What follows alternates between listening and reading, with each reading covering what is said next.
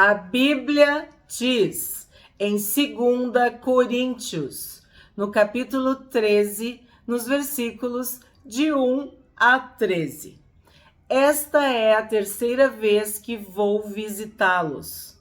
Por boca de 2 ou 3 testemunhas, toda a questão será decidida.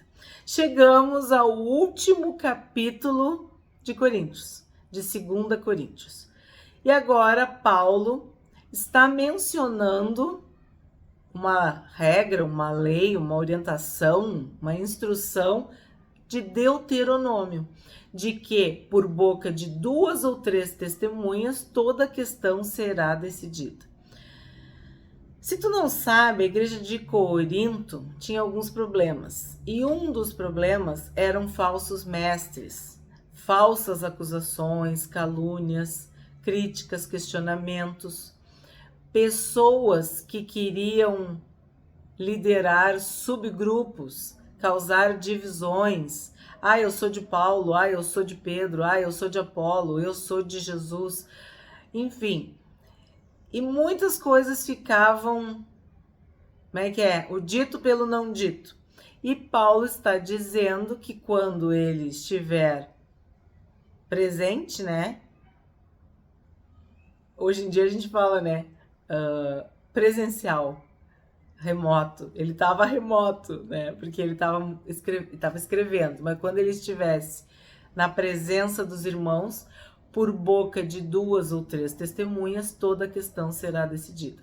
E sim, esse critério é muito importante, inclusive no direito, A testemunha, ela tem que provar o que ela está dizendo. A pessoa que está acusando, ela tem o ônus da prova. 2. Já o disse anteriormente e digo de novo, como fiz quando estive presente pela segunda vez. Mas agora, estando ausente, digo aos que no passado pecaram e a todos os demais: se eu for outra vez, não os pouparei, visto que vocês buscam provas de que Cristo fala em mim. Ele não é fraco quando trata com vocês. Pelo contrário, é poderoso entre vocês. Então aqui Paulo está usando da sua autoridade espiritual, da sua autoridade de apóstolo, de homem de Deus. E nós sabemos também de fundador, de pai espiritual desta igreja. Essa igreja foi gerada por Paulo. São filhos e filhas na fé de Paulo. Paulo os gerou em Cristo. Então ele está dizendo que quando ele chegar lá, pessoalmente, olho no olho, ele não vai os poupar. O que isso quer dizer? Que ele vai colocar os pingos nos is, que toda a verdade vai ser dita, que ele vai resolver as questões. Porque sim, nós sabemos que muitas pessoas são muito corajosas quando elas não estão diante de ti. Por exemplo, na internet, tem pessoas que fazem comentários terríveis, de uma grosseria, de uma maldade, às vezes até questões que são passíveis de crime, de processo, enfim, uma injúria, uma difamação, alguma coisa desse tipo. Agora, não é muito diferente do que aconteceu ali, porque quando tu manda uma carta, é uma carta. Aí quando ele chega, olho no olho, na presença, e claro, nós sabemos que um homem de Deus, uma pessoa de Deus, ela tem autoridade espiritual. E aquela pessoa que está em pecado, ela já está perdida justamente por isso. Então Paulo está dizendo, eu vou colocar os pingos nos is. Nós vamos lavar essa roupa suja toda. Isso aí tudo vai ficar resolvido, esclarecido. E tem pessoas que fazem isso. Elas são agressivas no teclado, elas são corajosas no teclado, ali escrevendo, Mas quando elas estão face a face, elas são um cordeirinho. elas não têm coragem, elas não têm nem argumento.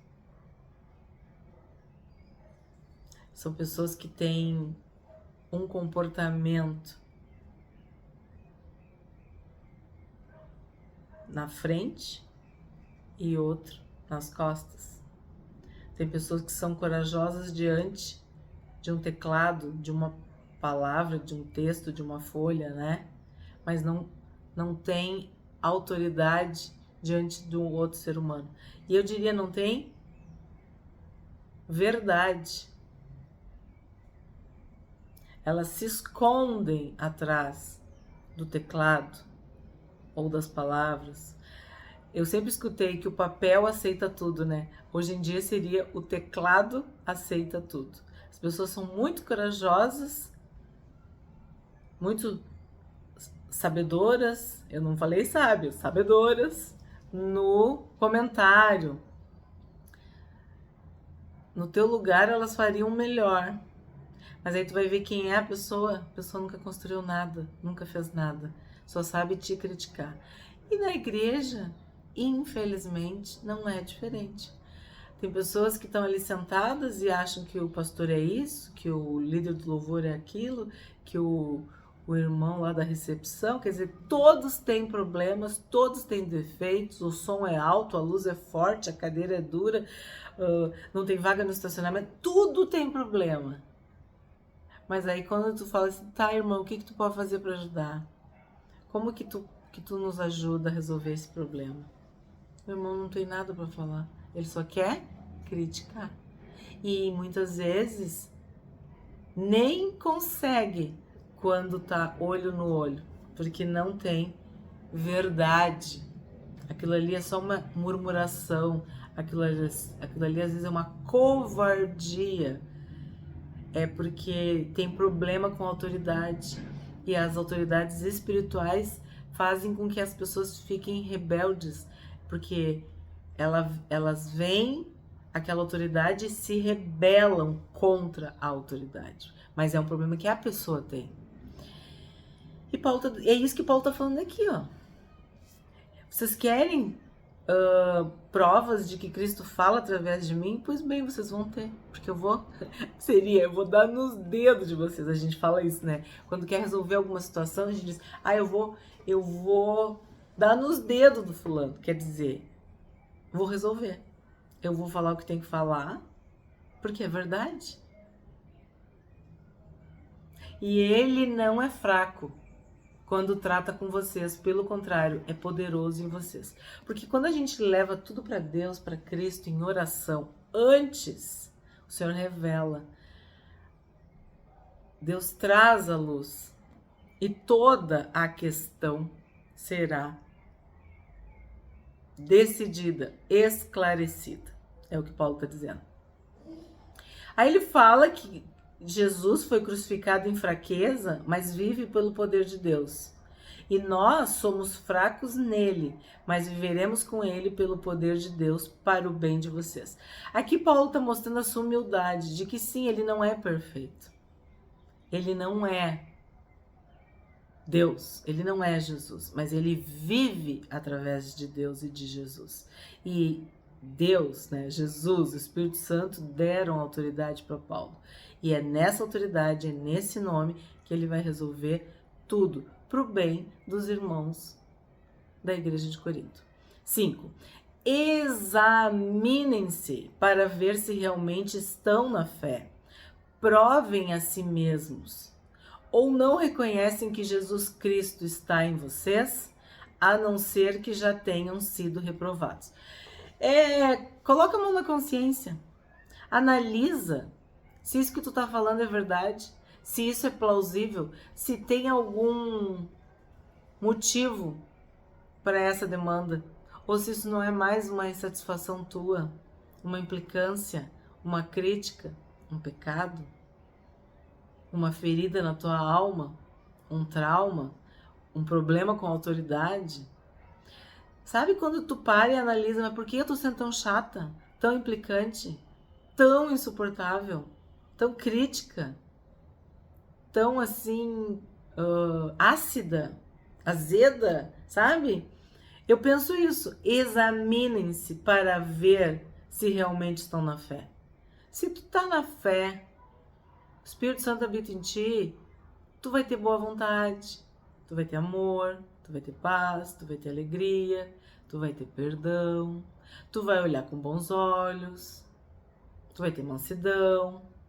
Quando depender de ti, tu vai fazer de tudo para ficar tudo bem, sabe? Se tu tá na fé cristã, tem um comportamento, um padrão que é esperado de ti. Aí tu vê que nas igrejas tem aquelas pessoas que amam uma briga, amam uma confusão, amam uma discussão, que estão sempre causando problema, dor de cabeça para os irmãos e principalmente para a liderança. Então Paulo está falando, ó, te examina para ver se tu está na fé. Tu crê mesmo no Senhor Jesus? Se tu crê no Senhor Jesus, tu sabe que nós fazemos parte do mesmo corpo, que nós estamos unidos, que Ele é meu irmão, que ela é minha irmã, que o Espírito Santo que habita em mim também habita nela. Então eu tenho que pegar leve, eu tenho que agir de uma outra forma. Provem a si mesmos. Em vez de botar a culpa no irmão, olha pra ti e vê, mas será que não sou eu que tô de mal com a vida? Na psicologia a gente diz, será que eu não tô projetando naquela pessoa algo que tá mal resolvido em mim? Ou será que eu tô projetando nela algo que eu não consigo, que é o meu fracasso, que é o meu calcanhar de Aquiles? E eu vejo que ela é uma pessoa bem-sucedida nessa área e isso me dói tanto, me fere tanto que eu me volto contra ela? Será que eu me sinto tão atacada que aí eu fico na defensiva e aí eu passo a atacar? Sabe? Prova a ti mesmo. Será que Jesus Cristo está em mim mesmo? Será que Jesus é o meu Senhor mesmo? Será que eu amo a Deus acima de todas as coisas e a Jesus como meu Senhor e Salvador? Então, o que Jesus falou que era para eu fazer? Qual é o padrão que eu tenho que seguir? Como que eu tenho que tratar as pessoas? Ah, eu tenho que amar o próximo como a mim mesmo. Então, por que eu tô fazendo isso? Sabe? Te examina. Te prova a ti mesmo. Ou, usando uma palavra bem psicológica, te analisa. Faz uma análise crítica. Porque a gente é muito sem dó e piedade para analisar os outros. Mas e a gente? Consegue ver o cisco no olho do irmão, mas a trave que está de frente dos nossos olhos, a gente não vê. Então, a gente precisa se examinar, a gente precisa reconhecer Jesus em nós, pedir perdão, se humilhar, sem mim nada podeis fazer, dizer, Jesus, eu não estou conseguindo, aquela irmã me tira do sério, aquele irmão me provoca, sei lá, abre teu coração, que Jesus vai te abençoar. O Espírito Santo vai derramar amor no teu coração. E isso, Paulo teve que lidar desde o início com os coríntios. Essas facções, essas divisões. Se tu não sabe, tu tá assistindo hoje o primeiro vídeo, que é o último, e tu não tá entendendo muito bem, vai lá pro início. Que eu conto todo o contexto histórico desta igreja, da cidade de Corinto, para tu entender que quando tu tá também numa família em que todo mundo resolve as coisas aos berros, gritando, brigando, agressivo, violência, confusão, tu acaba desenvolvendo esse comportamento, essa maneira errada, sabe? Tu vive sempre com pedras na mão, sempre pronto para briga, para discussão, para ataque. Se tu vive num contexto mais pacífico, mais harmonioso, em que teu pai e a tua mãe se amam, se respeitam, tu cresce sabendo dialogar, sabendo ouvir, sabendo falar, sabendo analisar. Então, às vezes, muitas pessoas problemáticas vão para a mesma igreja e começam a ter conflitos. E E em Corinto era isso. A cidade era uma panela de pressão, vamos dizer assim. E a igreja refletia a realidade. Então, Paulo tinha que gerenciar esses problemas. E aqui ele está deixando bem claro.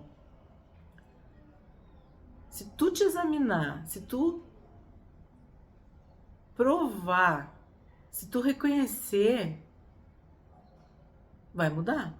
Agora, se isso não acontecer, é porque tu já tá reprovado. Tu te examinou a ti mesmo.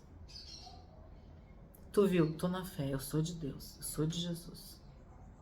Eu vi que eu tô errado, eu me arrependi, eu pedi perdão, eu pedi força de Deus, do Espírito Santo, graça para eu amar, para eu me entender. Tu reconhece que Jesus é o teu Senhor e tu quer seguir. Jesus não pagou o mal com o mal, ele pagou o mal com o bem. Pai, perdoa-lhes porque não sabem o que fazem. Então, tu passou por isso? Tu já tá de bem com os irmãos? Amém? Agora, tu fez essas etapas, tu examinou, tu provou, tu reconheceu e tu não resolveu o problema. Aí ele diz, então acho que vocês já foram reprovados. Porque se tu não consegue amar a teu irmão que tu vê, como que tu vai amar Deus que tu não vê? Então tu é mentiroso. E quem é mentiroso não é do reino de Deus, porque o pai da mentira é Satanás, é o diabo. Então a gente consegue ir para este lugar de reconhecer os nossos erros e nos arrependermos. Porque muitas vezes os conflitos não são com aquela pessoa, são questões nossas, mal resolvidas, que nós descontamos, derramamos, jogamos em cima dos outros. Por isso que é importante se examinar, provar-se a si mesmo e reconhecer o Senhor Jesus em nós. 6. Mas espero que reconheçam que nós não fomos reprovados. Então, o que Paulo está dizendo? Que se eles acharem que está tudo bem com eles, Paulo tem certeza que o erro não está neles, porque eles fizeram tudo para que essa igreja existisse. Eles geraram esses irmãos em Cristo. Eles pregaram o evangelho, eles discipularam, eles pagaram o preço. Então, Paulo já fez a sua análise, o seu exame, a sua prova. Ele já sabe que Deus está com ele e que Deus o aprovou, porque ele é um apóstolo, um pastor, um profeta, um líder de Deus, um homem espiritual. 7. Estamos orando a Deus para que vocês não façam mal algum, não para que simplesmente pareça que nós fomos aprovados, mas que vocês façam o bem, mesmo que pareça que nós fomos reprovados. Então, o exemplo dos coríntios mostra que Paulo fez um bom trabalho.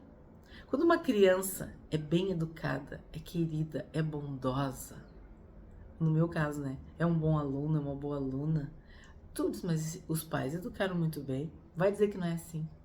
E o contrário também é verdadeiro. Uma criança agressiva, violenta, desbocada, desrespeitosa, teimosa, não faz nada, pensa, mas onde é que tá o pai? Onde é que tá a mãe? Onde é que tá a família? Por que essa criança não tem educação? Então, a igreja é a mesma coisa. Claro que tu não vai conseguir dar conta de tudo, né? Mas uma igreja santa, uma igreja generosa, uma igreja numerosa, abençoada, pessoas que são cordiais, que são queridas, tu pensa, bah, mas o pastor ensinou bem? Eles foram discipulados. Aí a gente olha para o Senhor Jesus e os 12 apóstolos. 12, um Um se perdeu porque era o filho da perdição, mas Jesus escolheu 12, né? Um se perdeu, mas e os outros 11 levaram o evangelho? Esses que alvoroçaram o mundo chegaram até nós. Esses que deram a sua vida para falar de Jesus. Para esta Bíblia estar na nossa mão, para a gente poder estar lendo.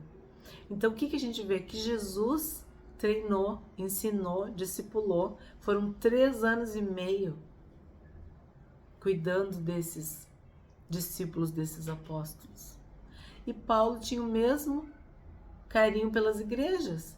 Então, ele queria dar o melhor dele para as igrejas, para que as igrejas conhecessem Jesus, para que elas conhecessem a palavra, para que elas vivessem em amor.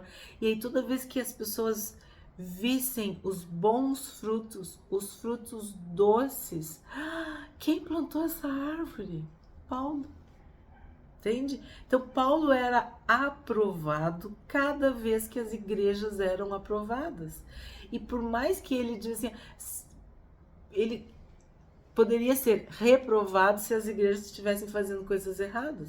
Mas mesmo assim, ele diz, o que ele diz? Ó, que para que vocês façam o bem, ele preferia que achassem que ele estava sendo reprovado.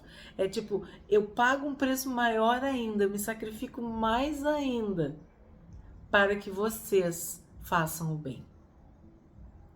E sim, nós como professores, muitas vezes a gente paga um preço para que aquele aluno aprenda. Tu tem que, olha, te esforçar. Tu tem que exigir, mas tu também é muito exigida.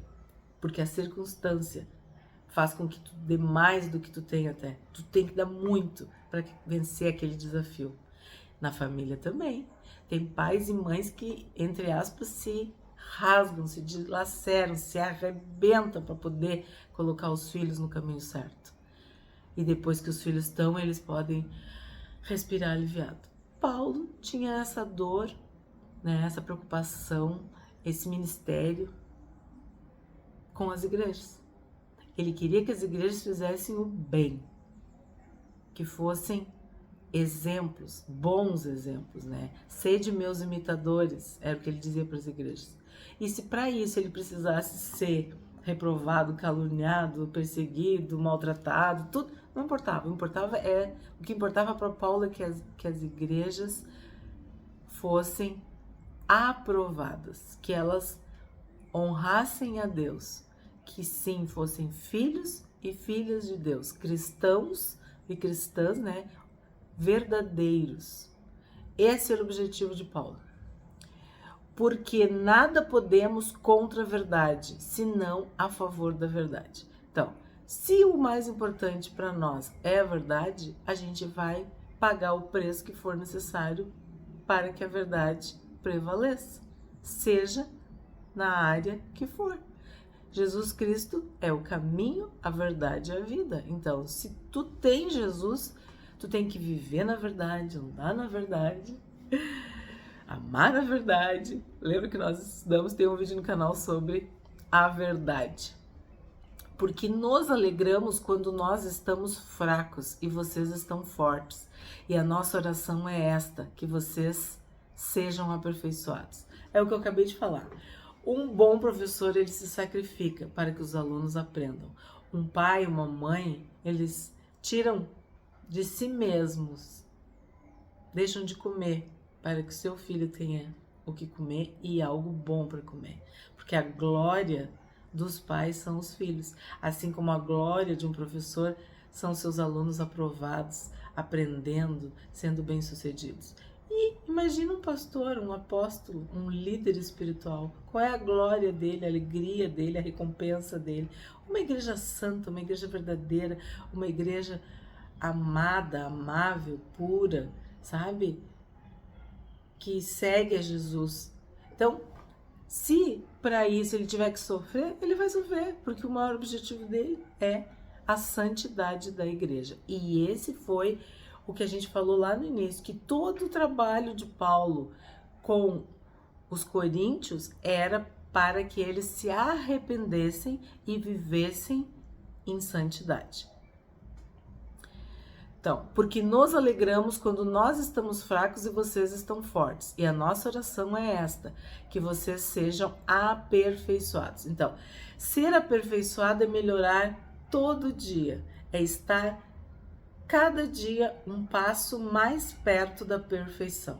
E esse é um conceito muito importante para nós, porque nós vimos no Sermão do Monte: sede perfeitos como perfeito é o vosso Pai Celestial. E muitas pessoas dizem: mas eu não sou perfeito. Nós não somos perfeitos, porque somos humanos, pecadores, mas nós somos aperfeiçoados a cada dia mais perfeitos, não errando os mesmos erros, sendo diariamente libertos do peso, do poder e da culpa do pecado, cada vez mais longe do pecado e cada vez mais perto de Deus. Então, nós somos como a luz da aurora, que vai brilhando, brilhando, brilhando, cada dia brilhando um pouquinho mais. Cada dia brilhando, brilhando, brilhando, até ser dia perfeito. Então, é dia quando o sol nasce?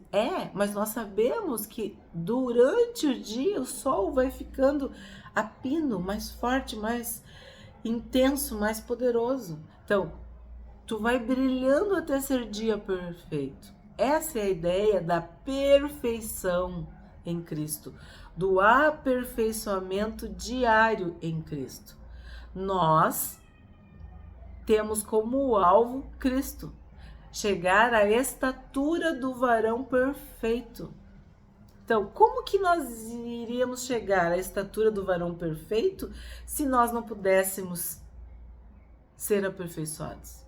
Então, isso seria uma contradição. Então, é claro que cada dia nós podemos ser melhores, mas de vós, ó amados, esperamos coisas melhores, coisas excelentes que acompanham a salvação. Então, tu tens Jesus Cristo, tu reconheces Jesus Cristo, tu é salvo, curado, liberto, então tu tem que ser santificado, aperfeiçoado, todos os dias, lavado, com roupas brancas, tão brancas, alvas como a neve, que nem o lavandeiro mais poderoso da terra não conseguiria deixar tão branco, mas o Senhor Jesus consegue.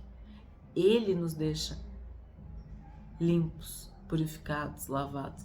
Tinha uma música que a gente cantava para as crianças que era do sabão. O sabão lava o meu pezinho, lava. O sabão lava a minha mão, lava o meu pezinho, mas também lava o meu coração. Então, nós somos todos os dias lavados, cada dia limpos, cada dia aperfeiçoados. É isso que Paulo está falando aqui. 10. Portanto, escrevo estas coisas estando ausente, para que, estando presente, não venha a usar de rigor segundo a autoridade que o Senhor me deu para edificação e não para destruição. Isso a gente viu que aconteceu com aquela carta dolorosa, severa, de lágrimas, triste, aquela carta que entristeceu a Paulo e a igreja, que a gente já tratou aqui no capítulo 7. Então, o que acontece? Tu precisa entender que a autoridade de Paulo muitas vezes foi questionada e ele teve que agir de uma forma severa. Ele teve que usar da sua autoridade. E ele está deixando bem claro que as cartas são para dar tempo para que as pessoas consertassem, se arrependessem, se endireitassem, para que quando ele chegasse lá, a coisa já tivesse melhor, vamos dizer assim. É como se fosse um aviso, como se fosse uma ajuda, uma oportunidade, né? Um espaço de arrependimento, de consciência, de conscientização. E aí ele fala uma coisa que é muito importante para nós, que a gente, não venha usar de rigor segundo a autoridade que o Senhor me deu para edificação e não para destruição. Que nós não usemos a autoridade que Deus nos deu para destruição, e sim para edificação. Porque nós não podemos destruir as ovelhas. a gente tem que cuidar, alimentar, proteger, amar, acolher as ovelhas. Mas se as ovelhas forem rebeldes, quiserem fugir, forem pro lado errado, o pastor, o líder, tem autoridade para trazê-las de volta. E se isso for necessário, e se para isso for necessário usar de autoridade, ele tem essa autoridade dada por Deus. 11. Quanto ao mais, irmãos, a Deus. Procurem aperfeiçoar-se, consolem uns aos outros, tenham o mesmo modo de pensar, vivam em paz, e o Deus de amor e de paz estará com vocês. Ó, aqui é aquele versículo que eu falo. Vamos sublinhar? Olha que lindo. Que lição para nós que está aqui? Procurar se aperfeiçoar, consolar os outros, ter o mesmo modo de pensar, viver em paz. Se tu fizer isso, o Deus de amor e de paz estará com vocês. Saúdem uns aos outros com um beijo santo. A gente já viu que o beijo santo, em algumas traduções, pode ser que na tua mesmo, era ósculo, né? Ósculo santo, é um beijo santo, um beijo puro. Todos os santos mandam saudações. E aí vem a bênção. A graça do Senhor Jesus Cristo e o amor de Deus e a comunhão do Espírito Santo estejam com todos vocês. Então, o que a gente vê aqui? A gente vê a Trindade. A gente vê o amor do Pai, a graça do Filho e a comunhão do Espírito Santo. O amor do Pai, o amor de Deus é derramado no nosso coração pelo Espírito Santo. Quando o Senhor Jesus morreu, nós recebemos a salvação pela graça de Deus. Para quê? Para que nós possamos viver em comunhão, em união. E é o Espírito Santo que nos une, que nos faz andar de uma forma unida, unânime, uma só voz. O que a gente aprende com o último capítulo de 2 Coríntios?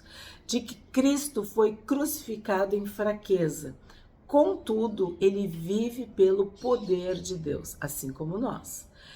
Nós devemos nos examinar, provar e reconhecer se nós estamos realmente na fé, se nós seguimos e reconhecemos Jesus como Senhor e Salvador. Não devemos fazer o mal, mas fazer o bem, porque nada podemos contra a verdade, senão em favor da própria verdade. Aperfeiçoai-vos, consolai-vos, sede do mesmo parecer, vivei em paz, e o Deus de amor e de paz estará convosco. Então, andar em perfeição ou andar num aperfeiçoamento constante é a nossa vocação, é a nossa missão, é o propósito das nossas vidas. Esse é o processo de santificação, de santidade. Se aperfeiçoar, consolar os outros, ser sensível. Se as pessoas estão tristes, sofrendo, consola, abençoa, ajuda.